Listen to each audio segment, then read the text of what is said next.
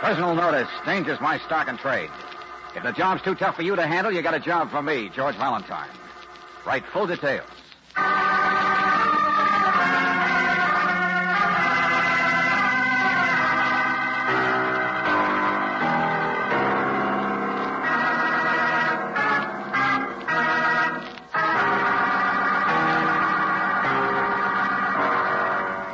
Standard Oil Company of California, on behalf of independent Chevron gas stations and standard stations throughout the West, invites you to Let George Do It.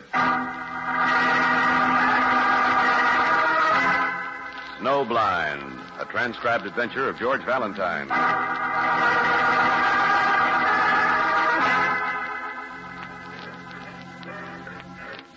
Dear Mr. Valentine, I'm writing to you about my husband, Herbert Morris, since I know he himself would never deign to ask anyone for help, particularly when it concerns a woman. But he is in danger. I can tell from his letters and the way he acts when he does. Herbert is a doctor. He can't leave his practice.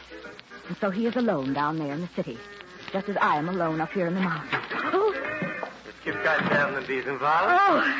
you startled me. Hello, Hans. What is it? What? Oh, es gibt keine... There are no longer bears in this wood. See, I have been studying. I have. No, not what I say. I meant, what is it? Oh, the letter. It's nothing. It's nothing, Hans. Ah. It is snowing outside. Good powder. Oh, yes, I noticed it. Supper time. I can practice my Christie in the morning, can't I? You'll help me with it, won't you? Before any of the others, Hans. Of course, Mrs. Morris. A ski instructor is only to oblige. Oh, Hans.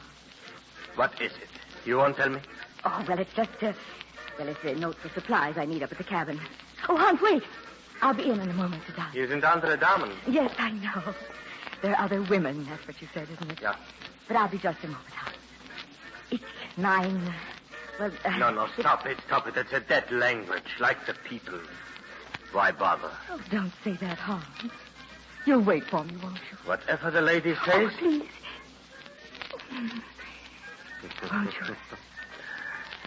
How else could I do? So, hurry to order the bacon. There's dancing to be done. Huh? Hurry! Mr. Valentine, my husband is in danger from a woman. Her name is Dorothy Graham, and I believe she is at the Hotel Continental.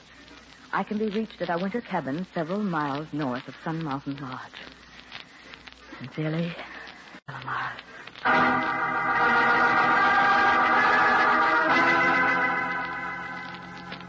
Miss Graham checked out half an hour ago. Took all her baggage. I'm as sorry as you are. She was nice to hand her key to. All right, Wolf. She left half an hour ago, and we already found out Dr. Morris left for Sun Mountain last night, but... Wait a minute. Did she have any heavy baggage? I mean, like skis, maybe? Nope. But she asked me for a railroad schedule in the name of a good sporting goods store. That help you any? Yeah. How about it, Angel? Shall we join the Broken Legs? Sun Mountain? Uh-huh. In fact, if we make it fast, we might even catch the same ski special she does. Want to bet?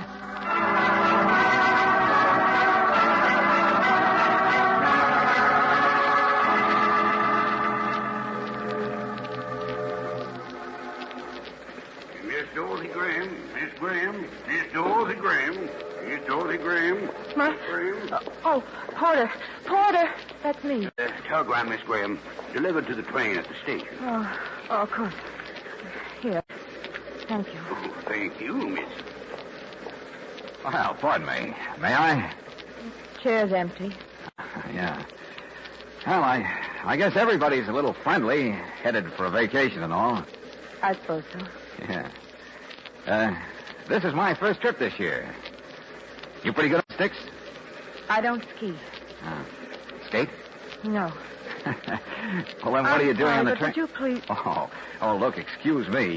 You got a wire. You haven't had a chance to read it. I didn't notice. Would you please give me a match? That's all. Oh, sure. Yeah. Thank you. Hey, you're burning your telegram. Yeah. I like fires and ashtrays, don't you? Now, if you'll excuse me, I think I'll get some sleep.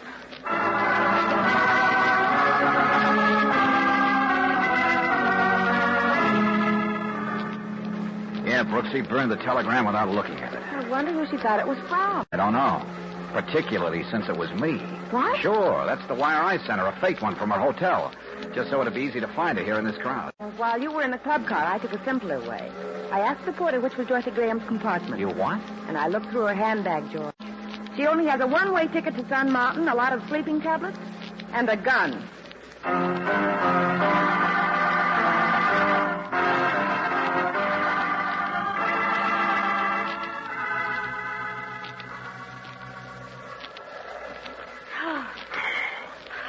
Mrs. Morris, we came up here because you said your husband's in danger. We didn't come up here to ski. Please, Mr. Valentine. Please, not now. But when will you talk about it? Ever since you met us at the station, you've been... There's so little time with the good snow. It'll be storming again later on. And you do enjoy it, don't you? Oh, yeah, sure, of course we do. But I also like to know what's going on. Why'd your husband come up here unexpectedly? Why did Dorothy Graham? Why'd she carry a gun? What's it all about? Well, I'm sure there's nothing to worry about. The gun or about her. Not now. You said she took a room back at the lodge. Well, Herbert's miles from here. He stayed up at our cabin for the day. Next one. Where's the next one? Now, all day it doesn't take to climb up here. Oh, that's you, Miss Brooks. I haven't got my wings yet. The lessons will help you. You fall down. Come, Miss Brooks. Bend your knees this time. Go ahead, go to it, Angel. Let's see you fall on something besides your face. Oh, here goes nothing. Now, that's it. Lean. Lean. Now swing your arm, your shoulder. Now swing it. Yeah, it's all a lot of fun, isn't it, Miss Mr. Morris? Valentine, I will tell you, but not in front of Hans. It's all right, Mrs. Morris. Show her how it's done. There's not all day. It's getting colder. Only the skis keep them together. Together. Swing now. That's it. All right, Hans. Watch me, Hans. Hey, she's not bad. Must have been practicing a lot. Yeah. But you, Mr. Valentine, you do not need lessons. Neither do you. Why not, Mr. Valentine? What else is to life except mountains and snow and women? Well, you left out a dog and a fire. Now, look, Hans. You know Mrs. Morris pretty well. You've been with us ever since we got off the train. You know her husband? The doctor? Yeah. Well, what's he like? Well, American. I don't know. It's just this morning I meet him. I drive to their cabin for coffee. I brought her back to meet you, her friends. He's, he drives a new red convertible. Is that bad? Expensive. It is her money. Oh, I see. Of course, the man is a doctor. He No, is I get the idea. You don't like him? No, why should you say that? He's nothing, one way or the other. Yeah, I understand. Ski instructors don't get so much dough, Mr. so... Valentine.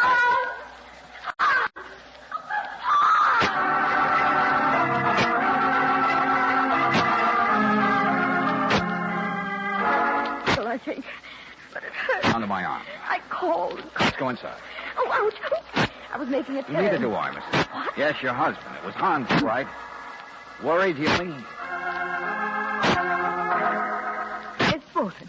I did. All right. Here, keep the towel on. I wasn't just trying to stop you from talking to He's Hans. outside now with Miss Brooks, so forget it.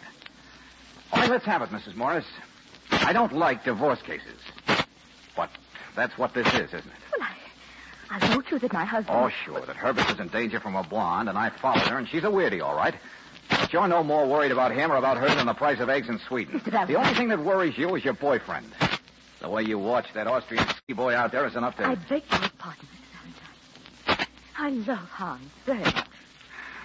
Okay, I beg yours. Only let's be honest about it. Herbert is...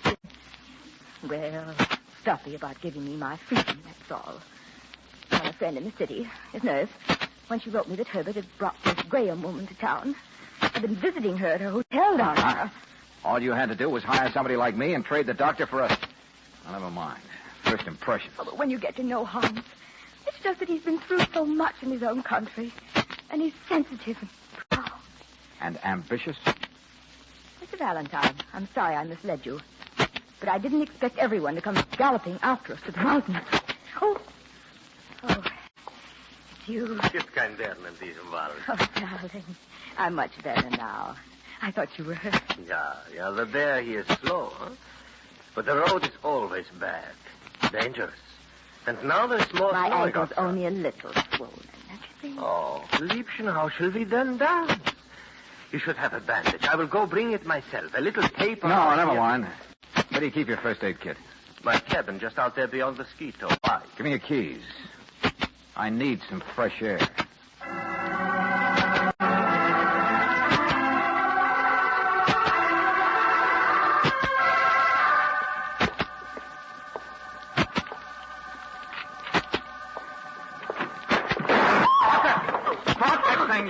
Come on, sister. What's the big idea, Blondie? You've got a rotten name, but... No, let me go. I didn't mean to hit you. I didn't, did I? I heard the key and stepped the door. I'm sorry. Yeah. Maybe you thought it was somebody else, huh? But you've been sitting here all keyed up, waiting for the door to open. Yes, that was Just it. like you were keyed up on the train, cried all the way up here. Only bought a one-way ticket. Well, there's only one guy you could have come up here to murder, and Hans. Mr. Valentine! Mr. Valentine, what's happened? What's happened? Doris? Oh, Hans. What are you... Where did you come... Doris? Yeah, Buster. Stand there with your mouth open. You don't know how lucky you are to be able to open it. Right. No, please, Mr. Valentine. It has been years. She is my wife.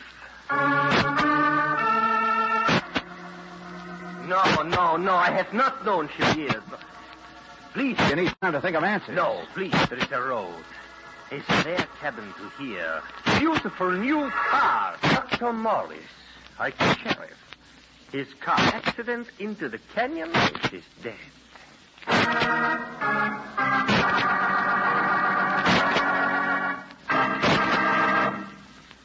George Valentine in just a moment. In several weeks, there will probably be... What's the big trek all about in the country? But how will your trust climate tailored? It gets the best out of your car drive. That's because Chevron Supreme is specially tailored to the West's different altitude and temperature zones. It's tailored also to the season.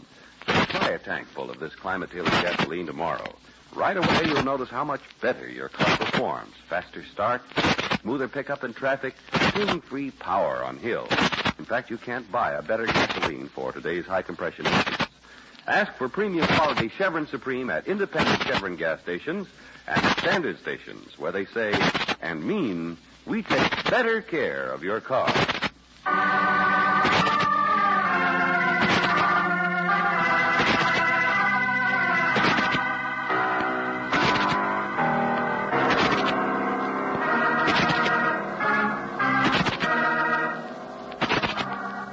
Back to tonight's adventure of George Valentine. You're hired by a wealthy married woman who has a sentimental eye on a handsome ski instructor. A married ski instructor at that. Yes, it's a quadrangle, or rather it was until Dr. Morris crashed to his death while driving down the dangerous road from the cabin to the lodge.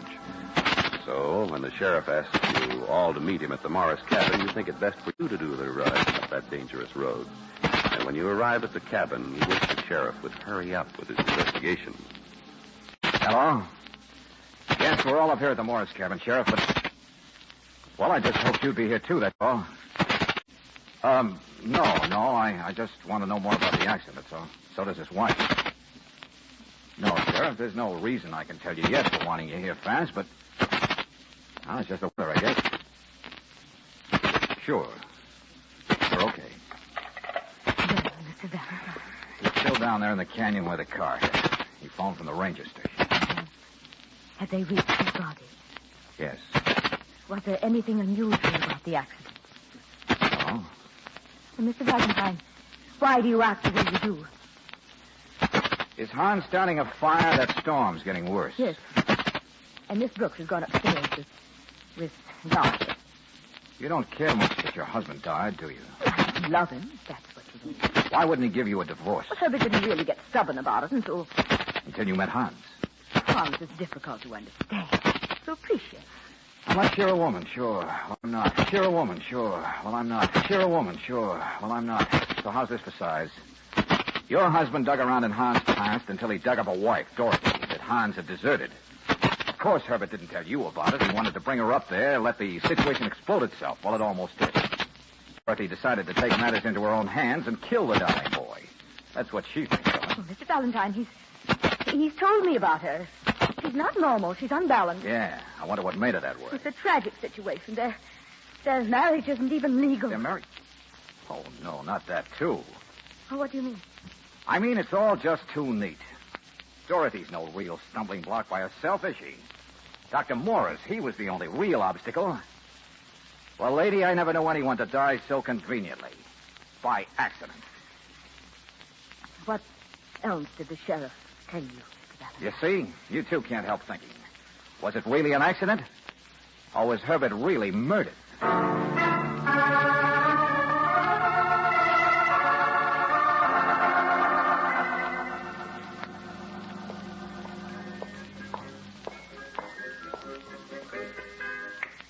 Well, Mr. Valentine, I was just trying to persuade your lovely assistant. Oh, yeah, sure. Somebody dies, so it's a great time to dance. Where's Dorothy? Upstairs, I suppose. She's all right, George. Long faces for the dead. Black pretense around the arm. Sentimentality, isn't it? In this household, maybe you're right, Buster. I talked to the sheriff on the phone. What did he say? Quick on the draw. What's the matter? You nervous? Well, why not? The man is on top of the world. A split second of ice, and he has slipped into the abyss. Even at the wheel of a fine convertible, a man can... Skip it. I know the doctor was driving alone, if that's what you're trying to remind me of. I go around in circles myself. My wife appearing from all these years. The accident and your unpleasant remarks. Yeah, be sure to remind me of the word accident. But if you were driving alone on a dangerous road, and the accident would be easier if someone had tinkered with your car earlier. George. What is that, no? What you call a shot in the dark? No, an unpleasant remark, that's all. Hines, it keeps bothering me how much you envy that man as convertible. You can't seem to forget it. All of the things Stella Morris's money would give to a man. Hans, you were up here earlier this morning. You said so. Both you and Mrs. Morris would have had a chance. No, Angel, she wouldn't have known So how. you shoot at me. Because I am poor, huh?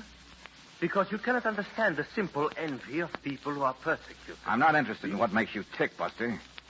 Now, the reason I'm even more anxious than ever now to hear the sheriff's final report on that car is because I've been as insulting to you as I know how to be. And yet you haven't once offered to do the normal thing, to knock off my block.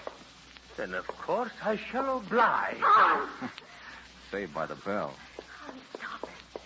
Stop it, please, both of you. Dorothy, you shouldn't have come. I'm feeling much better now, Miss Brooks. Ready to join the party, huh? No. No, I'd like to see my husband alone, that's all. Whatever you wish. Oh, no, you don't. You've already tried once. Yes, I came up here to kill him. But I have no gun now. That's right. I am strange, aren't I? Hans, can you imagine me wanting to kill you? Hallo, umsteigen. No, it's the same me. Isn't he wonderful, Miss Brooks? Okay, go ahead. We'll be back in a few minutes. George. Come on, I can't stand it. How that guy can wind women around his little But she's finger. liable to try. Liable to kiss him, sure. What'd she say upstairs? Anything? Just what we thought. He deserted her a couple of years ago after he got into this country by being her husband. But she's so mixed up. George, it's her I'm worried about. She's no threat to him anymore. Why would he touch her? George, maybe he could be deported if they're married. That middle-aged sucker up there and only follow after him. No, Angel, when the doctor died, it left nobody to interfere with Casanova's march to success. Except us, and we might be wrong. Come on out here. What I'm afraid of, Angel, is we won't ever know whether we're right or wrong. Ooh, brother, it's cold. Come on, stay under the eaves. The garage is out in You back. won't find any evidence. Except for the sheriff, it's my only chance.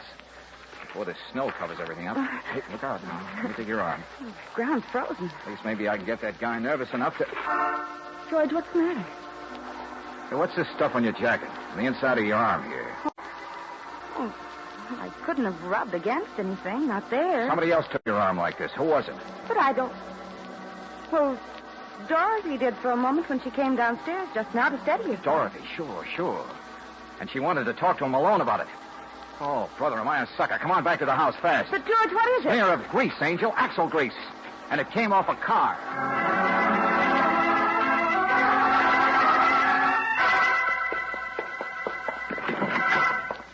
Mr. Valentine. Where is she? Here, George, here. Dorothy. Oh, Mr. Valentine, Dorothy. I was just going to call you. We were talking, yet you seemed to start to fall asleep. Dorothy, can you hear me? It's those pills she takes. She must have taken all of them. Yeah, she tried to kill herself and she was alone. Mrs. Morris. Mrs. Morris. What is it? She's not quite asleep yet, George. Get some baking soda, will you? Whatever you do, make it fast. I'll get it. That's it, Dorothy. Can you walk now? I'm Hey, holding Brooksie, wait. you. Here's the keys to my car. As soon as you can, get her wrapped up in a blanket and down to the lodge as fast as you can drive. Only leave the windows open. But the road, it's worse all the time, even with chains. She's got a license, Buster.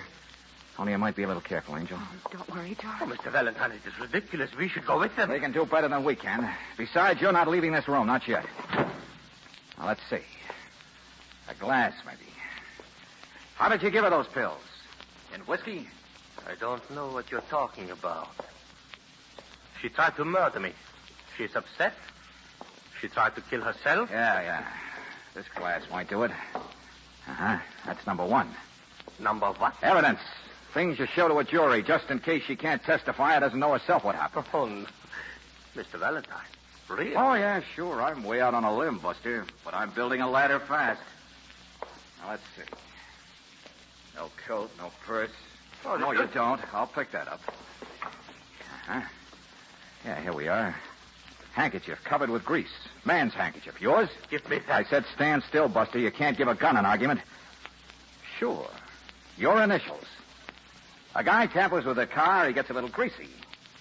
Dorothy got this down below, didn't she? In your cabin near the lodge. Wonder what else she stumbled into. I might have had this before. What? Identification card. You were in the Luftwaffe, huh? What's this long word?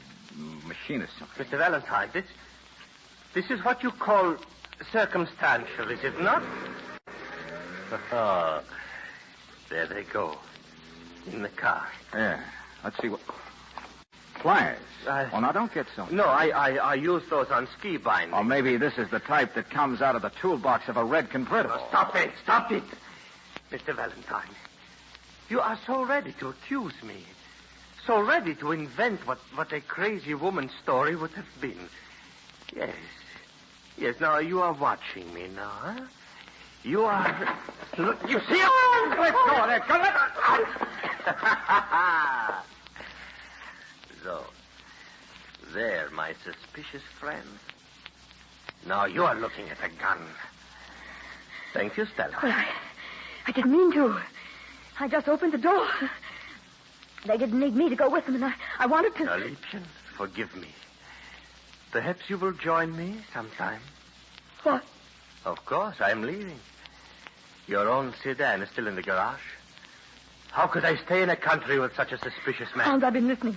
There isn't any real evidence against you. Nothing to prove you caused the accident. Nothing except me.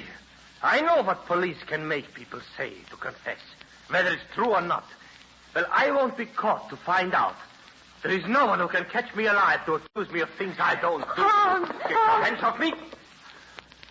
If I run, it doesn't make me guilty. It makes me free, that's all. Free to get the things I want.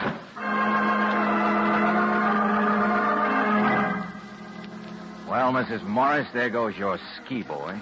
I know him, Mr. Valentine. You can't touch him. He won't be caught. Don't be angry. It's better this way. Yeah? Well, I'll just get on the phone. No, please, you can't. What? The phone. You can't. I was talking on the phone when the storm put it out of order. Miss Brooks will reach the lodge, all right. But by then, no one will be able to get back here. But Hans could get out. It would take a day for the snowplows to reach us. He could be in Mexico in a day. He could... Hey, wait a minute. Who are you talking to on the phone? The sheriff. The sheriff? A minute ago, I told you the truth. All the evidence said it was definitely an accident. An accident? The sheriff was just as suspicious as you were. But he says there's no question about it. Herbert just skidded on one of those corners and went over. That was all it was. Oh, now, wait a minute. You've been wrong all along, Mr. Valentine, about that accident. Right. That's Hans. Come on.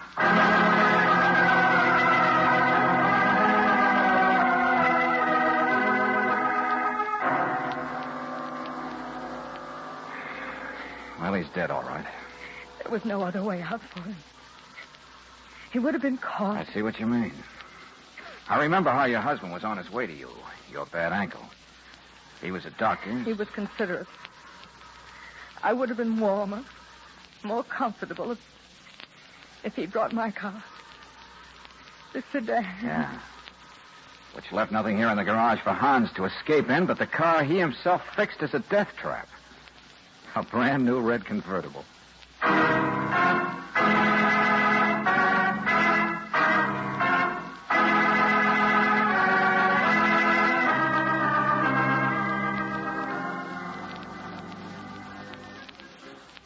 Talk about irony, George. Dr. Morris unexpectedly took his wife's sedan, not his convertible. He had an accident, pure and simple. Yeah, but Hans never imagined that. He fixed up the convertible. The doc crashed in the canyon, so Hans took it for granted his plan had worked. Dorothy any better? Mm-hmm. No, she's been telling me a little more about Hans, his background. There were lots of women he stepped over, I guess. Well, I won't say women are suckers. George, he was good looking. I can see how it happened. Maybe. But, George, the way he skied, so gracefully, so beautiful. Well, what do you think I've been doing all afternoon? All I said is I could see how it happened. George, your ankle, a plaster cast. But you were just on a bunny slope. A child couldn't get hurt. How did you... How'd this happen? I'm lucky you couldn't see that.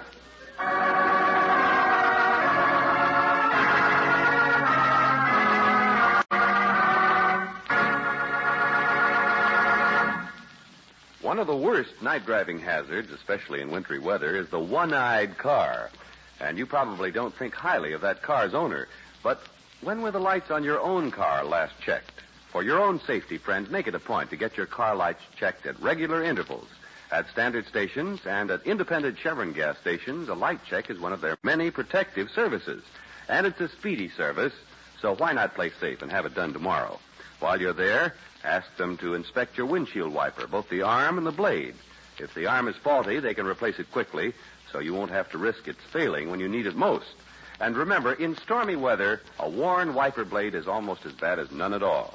They sound like small items, lights and windshield wipers, but they're very important to your personal safety. And they're part of the protective service offered to you at independent Chevron gas stations and at standard stations, where they say and mean, we take better care of your car. Tonight's adventure of George Valentine has been brought to you by Standard of California on behalf of independent Chevron gas stations and standard stations throughout the West. Robert Bailey is starred as George. Let George Do It is written by David Victor and Jackson Gillis and directed by Don Clark. Virginia Gregg appeared as Brooksie. Larry Dobkin was heard as Hans, Lorene Tuttle as Stella, Jean Bates as Dorothy, and Joe Duvall as the clerk. The music is composed and presented by Eddie Dunstetter, your announcer, John Heaston. Listen again next week, same time, same station, to Let George Do It. This is the Mutual Don Lee Broadcasting System.